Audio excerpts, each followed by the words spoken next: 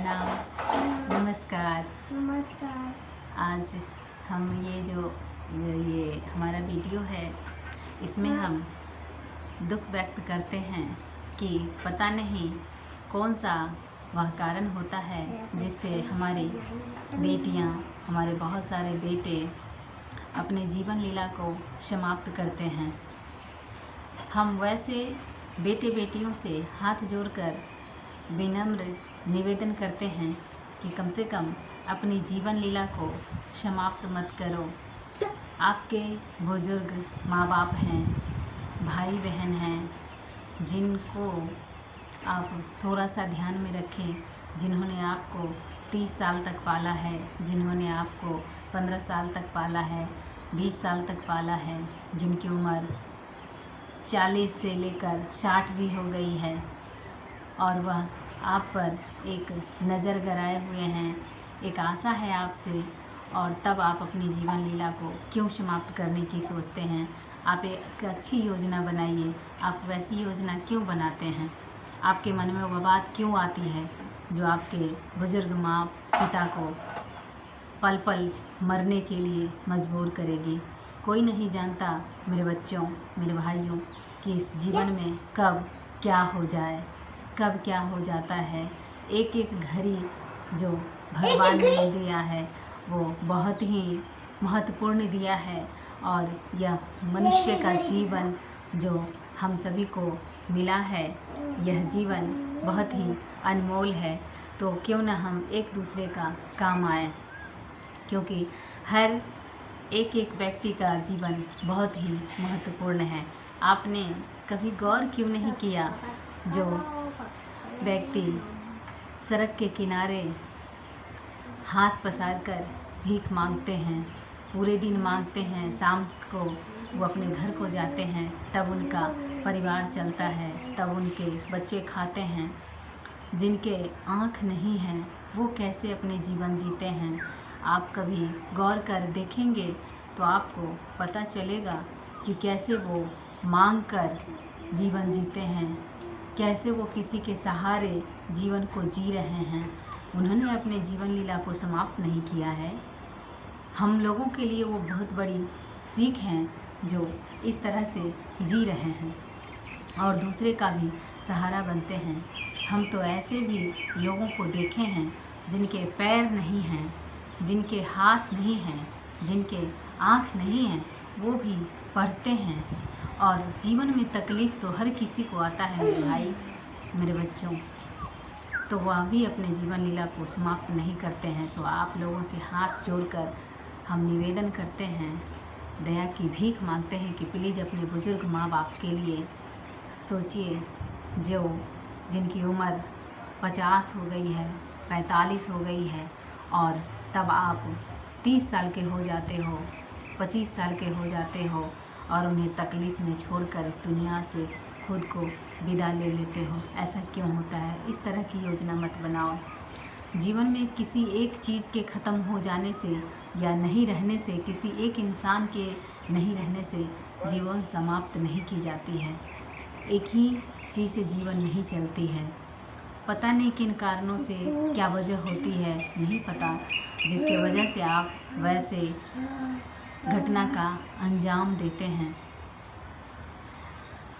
तो आपको जब भी जीवन में कोई परेशानी आए, किसी भी प्रकार का कोई बात हो, तो फिर आप ऐसा करें कि आप अपने दोस्तों से बात करें, अपने माँ पिता का शकल को अच्छे से निहारें। कुछ मजबूरियाँ होती है मेरे भाई, अपने माँ बाप का, जो आपसे डांट कर बात करते हैं, आपको खड़ी खोटी सुना देते हैं। कुछ मजबूरियाँ होती है जो कुछ माँ आपसे कड़वी व्यवहार करते हैं, रुष्ट हो जाते हैं। कुछ मजबूरियाँ होती है जिसकी वजह से हमें वो बातों का तकलीफ़ दे देते हैं, या फिर जो भी कुछ मजबूरियाँ होती है। तो हर किसी के साथ वैसा नहीं होता है। हर माँ बाप एक जैसे नहीं होते हैं, हर भाई बहन एक जैसे नहीं होते हैं। आपका एक ही लोगों से जीवन नहीं चल रहा है, आपके पीछे बहुत सारी ज़िंदगी है।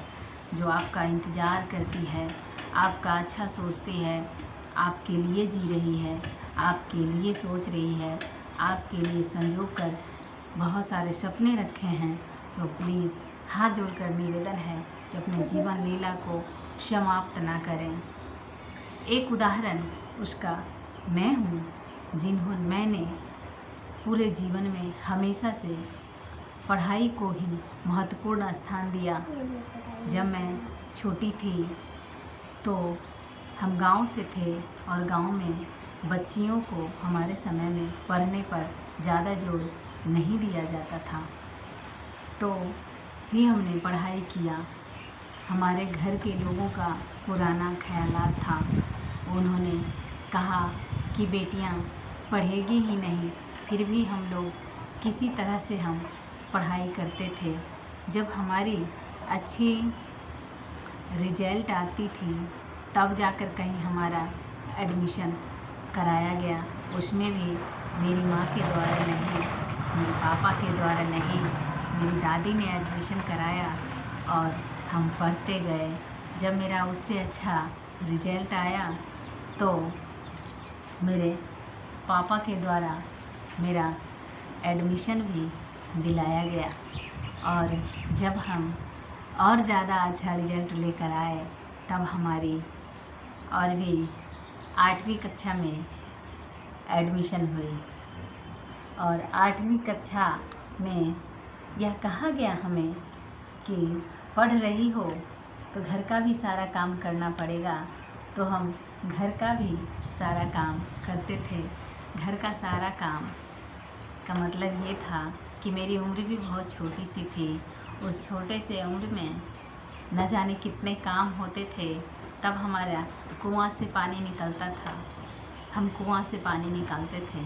पानी कुआं से निकाल कर मवेशियों के लिए देना पड़ता था, तो फिर हम मवेशी को भी पानी देते थे। और इसके बाद किसान परिवार से थे, तो खेत से भी कुछ काम होता था, कुछ फसल को उठाकर लाना, वो सारा काम घर से निपटा कर फिर हम स्कूल को जाते थे। स्कूल भी कभी मिस नहीं करते थे, स्कूल में जाते थे। स्कूल से जो मिला होमवर्क उसको भी हम खुद से पूरा करते थे। 2 बजे रात में उठना पड़ता था।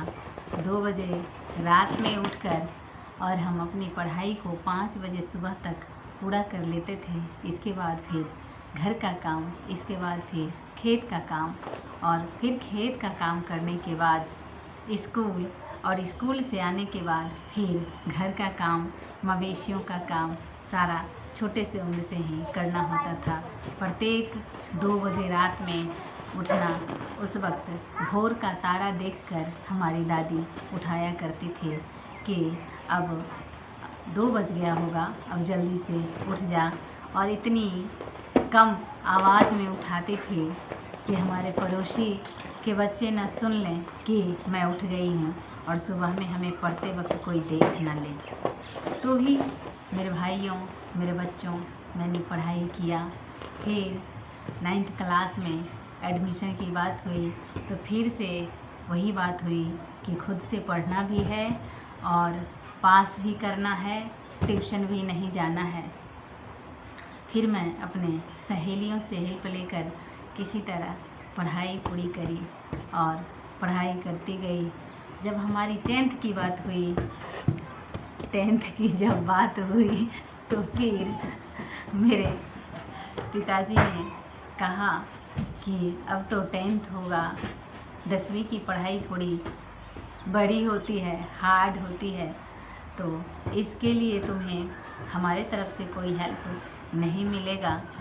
तो फिर मेरे मामा के द्वारा मुझे कुछ पैसे भी दिए गए और फिर मेरा फॉर्म भी भराया, और मेरे पापा के द्वारा यह कहा गया कि तुम्हें केवल एक विषय में फेल करना है, बाकी विषय में पास करना है। तो सच में हम एक विषय में फेल ही कर गए। हम 10th क्लास में मैथ में क्रॉस लगा के आए। तो मुझे कुछ दुख नहीं हुआ, क्योंकि मुझे मैथ आता ही नहीं था, और मैथ आता ही नहीं था, इसके लिए हमने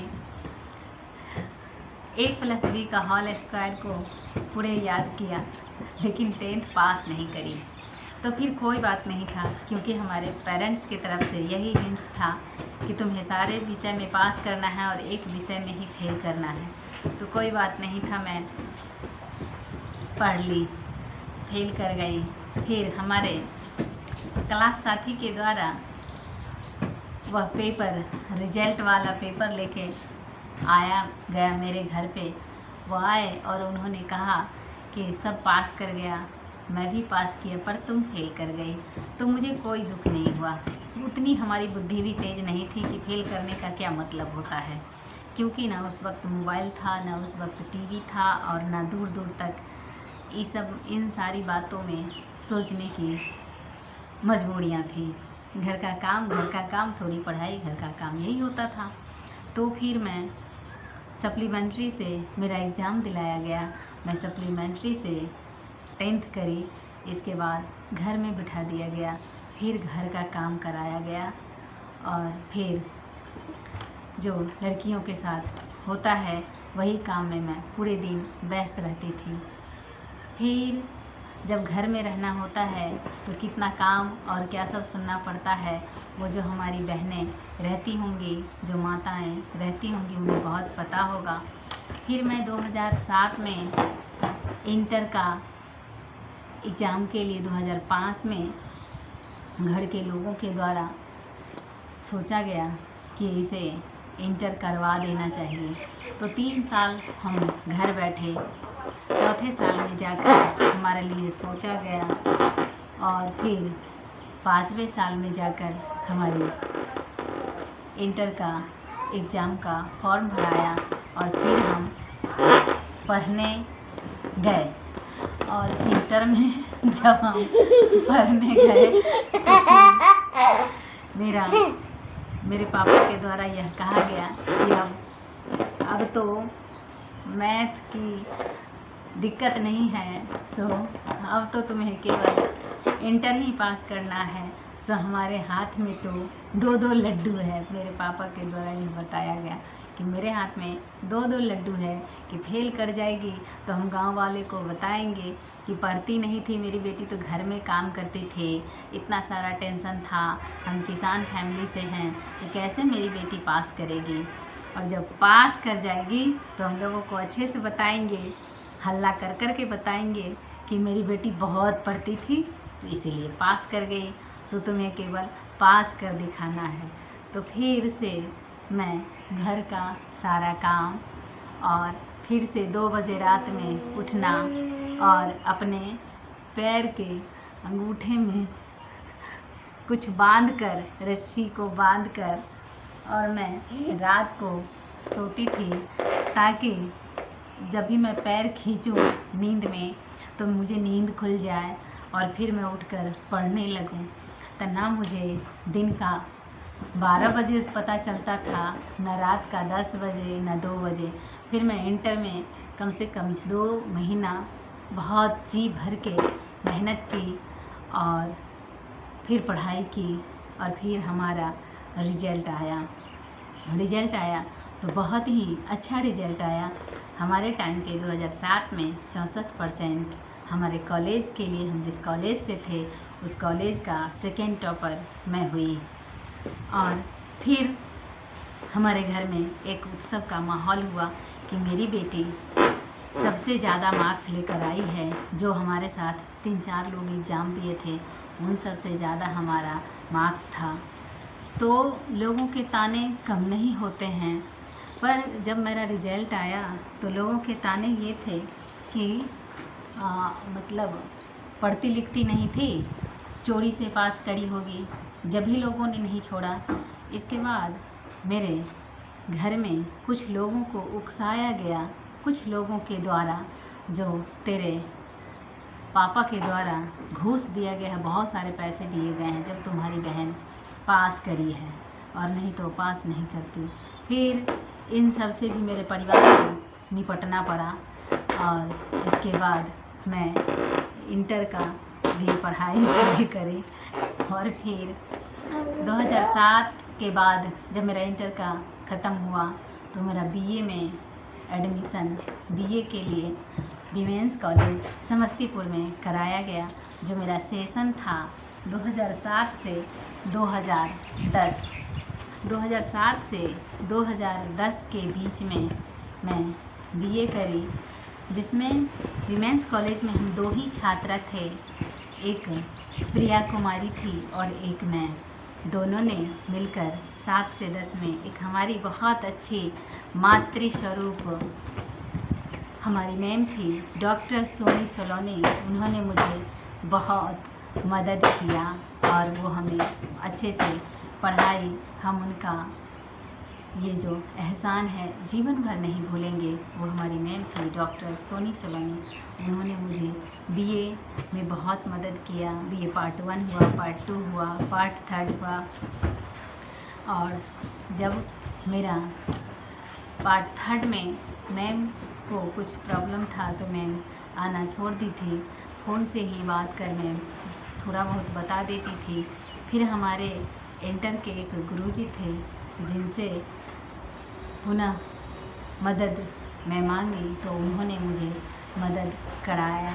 और वो मदद मुझे दलसिंहसराय के आरपी कॉलेज के प्रोफेसर जो मेरे भगवान स्वरूप हैं उनसे टीपी चौबे जी सर से मुलाकात करवाए और उन्होंने मुझे बहुत मदद किया। और फिर मैं बीए का पार्ट 3 में जो भी पढ़ाई की टीपी चौबे सर ने पढ़ाया। डॉक्टर आसनन शर्मा जो अब नहीं रहे इस दुनिया में, उन्होंने मेरा मदद किया। फिर ये सारे लोग इसके बाद फिर हमारे मदद के लिए भगवान स्वरूप हमारे डॉक्टर महेश चंद्र चौरसिया जी आरवी कॉलेज के प्रोफेसर थे। उन्होंने मुझे बहुत मदद किया। तो फिर मेरा बीए पार्ट 3 फाइनल हुआ। और बीए जब फाइनल हुआ तो जो हमारे समय में लड़कियों को इतना नहीं पढ़ाया जाता था तो हम भी ताने कम नहीं सुने।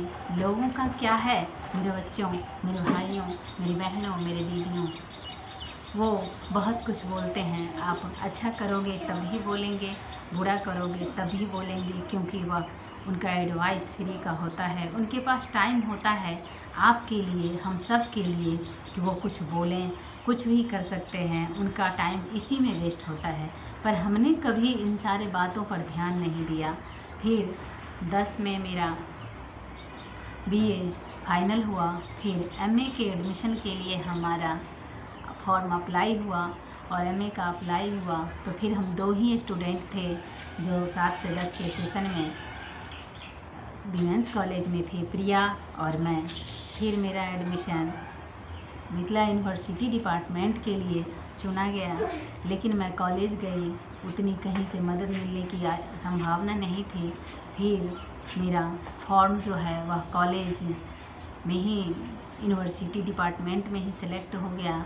वह फॉर्म हमारे कॉलेज तक नहीं आया। जिस कॉलेज के लिए मैं अप्लाई की थी, जो समस्तीपुर कॉलेज समस्तीपुर के लिए, महिला कॉलेज समस्तीपुर के लिए, इन दोनों में मेरा नाम कहीं नहीं आया। तो हमारे एक मामा स्वरूप हैं मोहन सर, जिन्होंने मेरे जीवन में एक मामा का, एक पिता का रोल अदा किया है। उन्होंने मुझे लेकर women's college Samastipur, Jitwarpur college Samastipur के लिए चक्कर लगाया, लेकिन कोई फ़ायदा नहीं हुआ। वहाँ पर मेरा नाम नहीं था।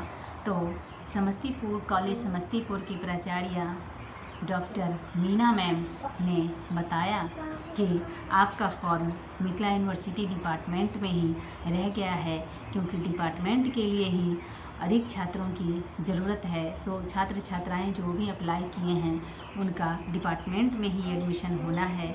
तो हम मिथिला यूनिवर्सिटी डिपार्टमेंट गए, जहाँ पर मैं काफ़ी विनती की, मिन्नतें की, श्रीमान मेरा फॉर्म लौटा दिया जाए, हम इतने नहीं हैं, हम किसान परिवार से हैं, हम एलिजिबल नहीं है, हम बहुत गरीब हैं कि हम एडमिशन यहाँ पर नहीं करा सकते। मेरा घर दलसिंहसराय है और हम दरभंगा रोज़ रोज़ नहीं आ सकते।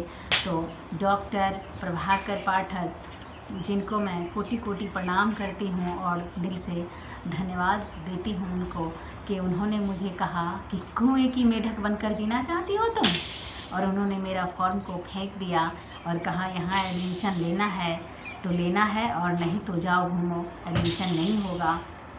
फिर उन्होंने मुझे बहुत अच्छे से समझाया, डॉक्टर प्रभाकर पाठक जी, कि तुम यहाँ पर पढ़ो, कोई दिक्कत नहीं होगी, हम लोग बहुत मदद करेंगे और जिनसे भी मदद की इच्छा होगी वो सब मदद करेगा। फिर मैंने यूनिवर्सिटी डिपार्टमेंट में एडमिशन लिया। यूनिवर्सिटी डिपार्टमेंट में एडमिशन लिया तो हमारे पिताजी कुछ दिन हमारे साथ जाते थे। फिर हमारे एक पिताजी के मित्र हुआ करते थे, वो हमारे साथ जाते थे। फिर मैंने ताना कम नहीं सुना, फिर भी मैं ताने सुने। उसी कॉलेज जाने आने के दरमियान हमें एक पुल पार करना होता था। उस पुल पे न जाने कितने ठेले वाले भाई को मैंने अपने हाथों से धक्का दिया, जो उस टाइम में ठेले पर बहुत भारी सामान लेकर वो जाते थे। बहुत सारे विकलांग भाई बहनों को मैंने मदद किया उस पुल पे ठेले को धक्का देने में। मैं कभी बुज़ुर्ग महिलाओं को देखकर मेरे अंदर किसी प्रकार का दुराव छिपाव घिरना नहीं आया। मैं सबके सामान थैले वाले जो मोटरियाँ होती थी, मैं कहती थी कि अम्मा मुझे दे दो, मैं थोड़ा पार करवा देती हूँ। फिर मैं वो लेकर उनको पुल पार करवाती थी। उसी दरमियान यह कहा गया कि मिथिला यूनिवर्सिटी में पीजी हॉस्टल है, उसी पीजी हॉस्टल में रहना है मुझे। लेकिन मैं जब वो पीजी हॉस्टल में एडमिशन के लिए गए, पीजी हॉस्टल के लिए फॉर्म भरी तो वो मुझे मिल भी गया।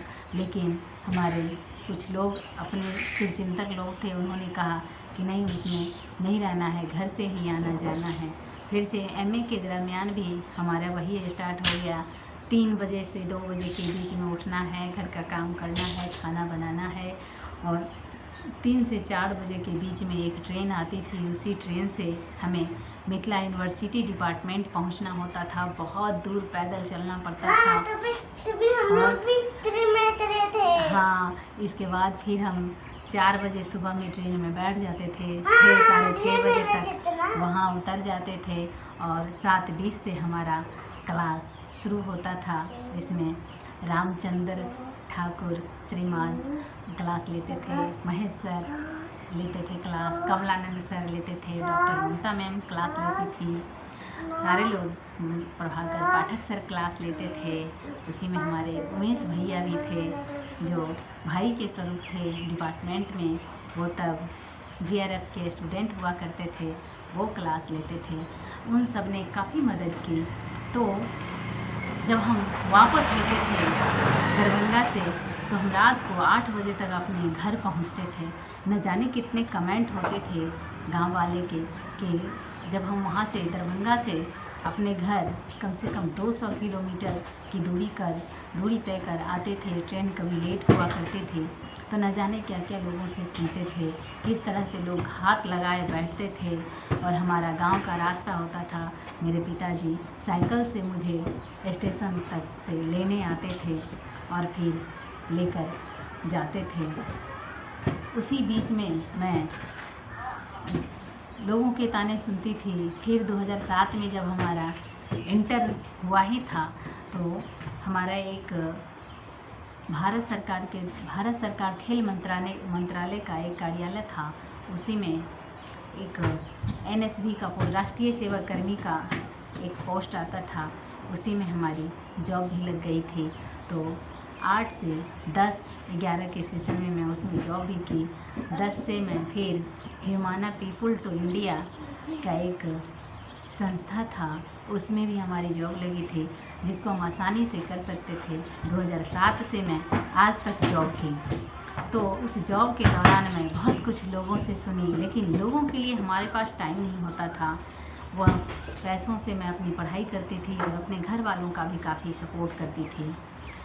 तो 10 तक में मैं दरभंगा यूनिवर्सिटी में जो पढ़ने जाते थे, तो हमारा 46 क्लास साथी थे। 46 लोग हम एक साथ एमए किए थे, जो मिथिला यूनिवर्सिटी डिपार्टमेंट से किए थे। वो आज कोई भी लोग बैठे हुए नहीं हैं, सब कहीं ना कहीं कॉलेज में यूनिवर्सिटी में, स्कूल में सब लोग कहीं ना कहीं सेटल हो गए हैं, सब लोग कहीं ना कहीं जॉब में हैं। इसी के दौरान मैं ये कह सकती हूँ, अपने भाइयों से, अपने बच्चों से हाथ जोड़कर निवेदन कर सकती हूँ कि प्लीज़ आप लोग अपने जीवन लीला को समाप्त ना करें। जीवन में बहुत कुछ देखने को मिलेगा। फिर मैं इतने कष्टों के दौरान भी मैं पढ़ाई करती रही। 2012 में मेरा सिलेक्शन बिहार सरकार में हुआ और तब मेरी पढ़ाई एमए पूरी हो चुकी थी। एमए पूरी होते होते ही हमारा सिलेक्शन बिहार सरकार में हुआ और बिहार सरकार के दौरान मैं इतनी सीधी थी, हर किसी को अपना मानती थी। मुझे शौक़ चढ़ा हुआ रहता था अपना मानने का। लोगों ने मेरे तरक्की को देखकर न जाने कितने षड्यंत्र रचे, इतने षड्यंत्र रचे जो घर से लेकर और बाहर तक के लोगों को भी मेरे पीछे लगाए और बहुत सारी षड्यंत्र रची गई। लेकिन मैं कभी पीछे नहीं हटी। जो मुझे क्या करना है, बस मैं इसी पर फोकस करती रही कि मुझे क्या करना है और करती रही। अंततः मुझे सफलता मिली।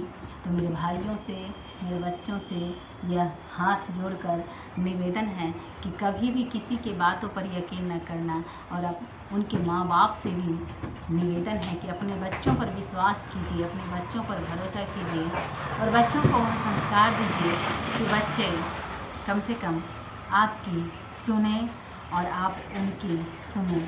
ऐसा कीजिए क्योंकि यह संसार और यह समाज उन लोगों को ही साथ देता है जिनके पास बहुत कुछ होता है। तो बहुत कुछ में वह सुनने समझने की शक्ति भी होती है।